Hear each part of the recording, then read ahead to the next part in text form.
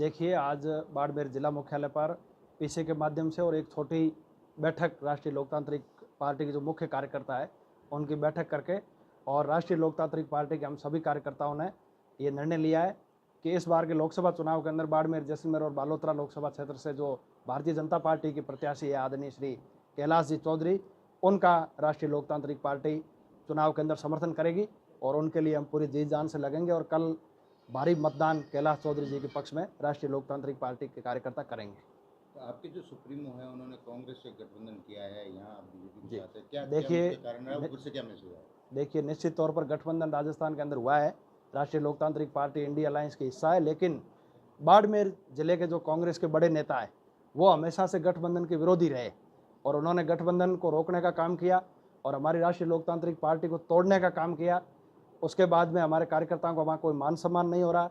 और दूसरा, सन 2019 के अंदर आप सबको पता है कि आदरणीय कैलाश जी और हनुमान बेनीवाल जी को के ऊपर बाइतू के अंदर जानलेवा हमला हुआ था। वो सभी कांग्रेस के ही लोग थे और कांग्रेस के कार्यकर्ता थे।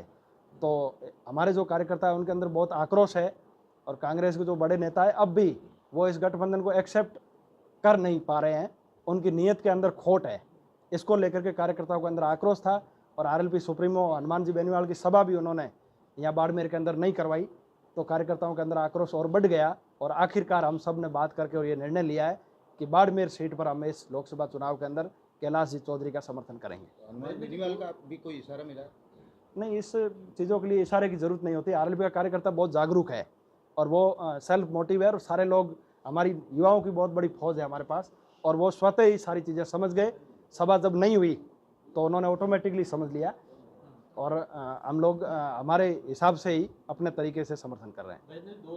कुछ दिन पहले आप कांग्रेस के जो प्रत्याशी हैं उनके समर्थन में सभाएं कर रहे थे और अब बीजेपी को समर्थन करना है, क्या ऐसी बात हुई? क्या आपने कांग्रेस के नेताओं को कहा कि हनुमान बेनीवाल को बुलाया जाए या ये पहली कोई बात आपने की? देखिए, नामांकन के समय हम जरूर गए थे, उस समय उन्होंने हनुमान जी की फोटो लगाई थी और ये बताया था कि हनुमान जी आ रहे हैं, तो कार्यकर्ताओं को सबको ये लगा कि वो नामांकन सभा में आ रहे होंगे।